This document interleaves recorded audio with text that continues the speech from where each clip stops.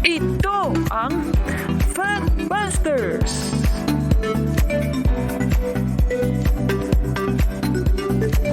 Sa puntong ito ng ating programa, kung hindi ka pa nakasubscribe, pakiclick po ng subscribe button at ang notification bell para updated po tayo sa ating mga susunod na videos. Kaya, let's go at simulan na natin!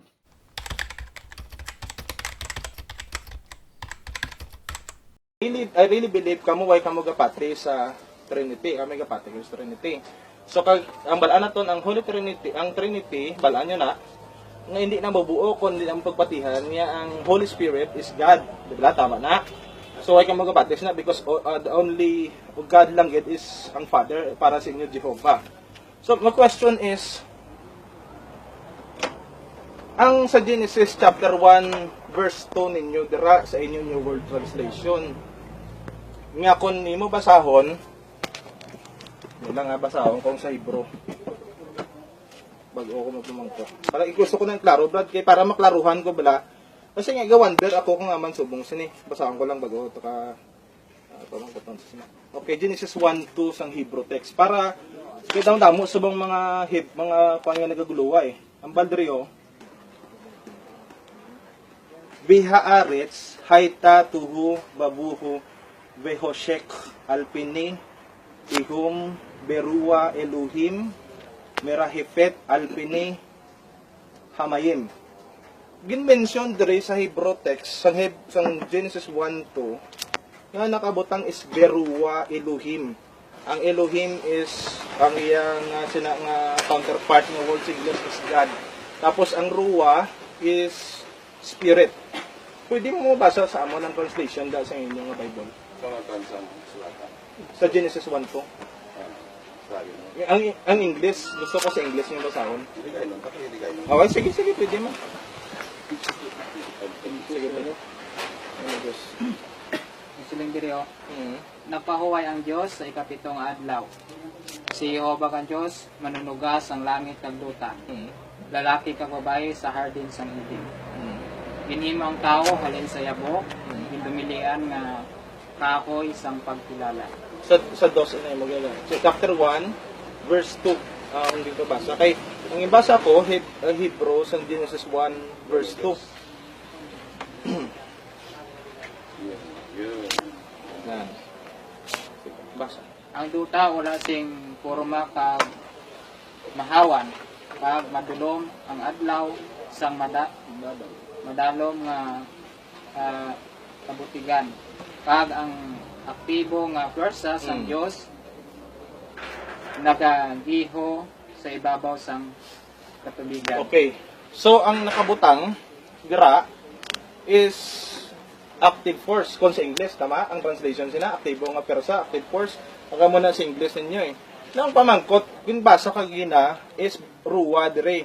Nga ang translation sa nakalabanan sa English is spirit. Kaya ang question is, ginagamit nyo ang inyong Bible always, mang pambalay-balay kamo ka magtudlo kamo. Ang pamangkot do is, nga man nga gin-translate ninyo gin-translate sang Watchtower Bible Society, kag ginagamit naman nga man nga naka-translate gara nga active force, ang ruwa nga Hebrew text. Nga man, instead sang spirit or wind, nga man nga active force siya. Mana ang gusto ko ipamangkot sa inyo. Ang kamugani ako na pamangkot kasi mostly ang English nga translation, ang mga kilala nga ang mga kalabanan sa mga dumudamo translation, may King James, may NIV, may NRSV, may RSV, may NIV, may inang American Bible. Kalabanan sa ilang translation spirit, nga man ang inyo lang yung Bible, ang nag-translate ya sang active force. Kaya ang paghangop sila ng kasulatan, hindi na siya kusog. Kaya may mapakita kamo sa akon nga Hebrew lexicon nga napapamatuod nga ang meaning sang ruwa active force. So ang sabta ko mamangkot sa imo nga research, nga ma-interpretar mo kanya. Hindi interpretation. That is not my interpretation. Ang sa ginbasa. I am asking Brad, may mapakita kamo sa akon nga Hebrew lexicon or Hebrew dictionary nga nga ang meaning sang ruwa is active force, may pakita ka mo sa ako. Ang- Di, sabta ko pamangkot, Brad. I am asking, may mapakita ka mo sina. Kasi, delikado ina, nga ginaginamit niyo ang Bible, nga sala gali ang meaning niya. Paano nagsala? Pamato, di na nasa akon. Kung hindi sala ang tama, ipakita niyo sa akon. Ang ginahambalan ta dira nga ginpagawa mo Oo. ng inang spirit person. No, ang way pantasya ang ginakuha ko ya ang pag-translate. Kasi di ba gina-claim na halos ang saksi ni Uba nga ang inyo translation, sakto ina siya nga translation from Hebrew to Greek. Di ba kay ang Old Testament, ang original text niya is Hebrew, ang New Testament Greek. But my question is, nga man sina nga particular verse nga ang nakabutang sa original text ruwa, nga man nga gin-translate ninyo as active force instead of spirit. Ano translate ang watchtower. So ang tama na ila pag-translate, Brad. i-questionan mo sila kung hindi. Hey, but saying anon, hindi gali ka mo sina sang sigurado. Yung Hindi sila daga. na mo ning kwan, pangod in support na sa iman nga no. Sa diin. Nga panudlo nga kasulatan Hmm. inang Active force. inang spirit Oo. is not a person. Hindi, wala pa tayo sa person. Wala pa tayo sa person gestorya. My question is, it is very clear. My question is, why nga maging translate ninyo? Wala pa tayo sa person. Hindi ka magkatoto, anay. My question is, kita magkuhan sila. Hindi lang kita so hindi nyo kaya sabton. hindi amo Delikado na ginagagamit ka mo sang Bible nga sa lang translation. Ito, doon pa na sa tao. Ay, therefore gali, gagamit ka mo sang Bible, hindi ka mo sigurado. Hindi kita Ano? mag-i-discuss na ano. Hindi kami sinano. Ang abon lang kung ano. O, Rio, di lang Okay na lang Sa, yeah, kita pare Hebrew lexicon, no?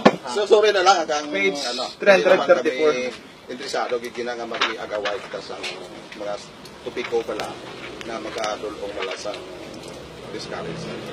Wala sa malain, Brad, sa Mabigyan lang discussion. kami sa inyo. Wala publikasyon. problema sa discussion. Sorry lang ha. May problema. Sige. Tunuin nyo maayo kay man inang itudlo niya man na sa tao ang isa ka butang awon sala galay nyo ginagamit. Wait, hindi ka ba ambala kay manong tiri mo yung ambal sa akong brado. Anong ano pa matod mo sina ikaduhang Timoteo 2:22-23? Ang inambal da besan din da ang inambal da ya. Gamay ka man ako na balaan. Hindi man pwede ang balkon damo. Magandang araw sa lahat nating mga kapatid na nanonood sa YouTube. I take this opportunity to encourage everyone to watch the Fact Busters videos or YouTube videos which are brought to us freely to keep us educated in our Catholic faith, and these videos help us to become mature Catholic Christians in proclaiming and defending our precious faith. So, inaanyayahan ko kayong lahat na palaging magsubaybay sa mga videos ng ating mga kapatid na gumagawa nitong Fact Busters videos.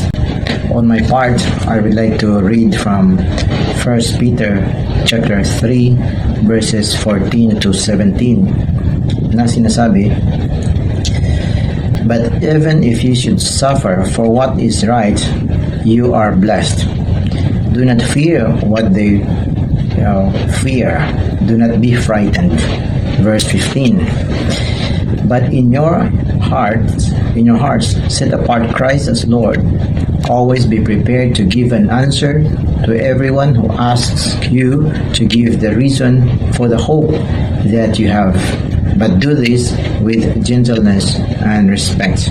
It says here, be always prepared to give an answer. The Greek word here is apologia. So this is apologetics. Keeping a clear conscience so that those who speak maliciously against your good behavior in Christ may be ashamed of their slander. It is better, if it is God's will, to suffer for doing good than for doing evil. So, magandang araw sa inyong lahat. May God bless us all. Mga kapatid, magandang araw po. at kapayapaan ay maghari sa ating isipan at sa ating puso. At follow and subscribe Factbuster PH at The Beloved Catholic sa Facebook page ni Kaburnok. At abangan nyo si Kaburnok, no? Dahil marami siyang i-reveal na mga maling aral at matutuhanan natin ang katotohanan. Dahil ang katotohanan ay magbigay sa atin ng tunay na kalayaan. God bless!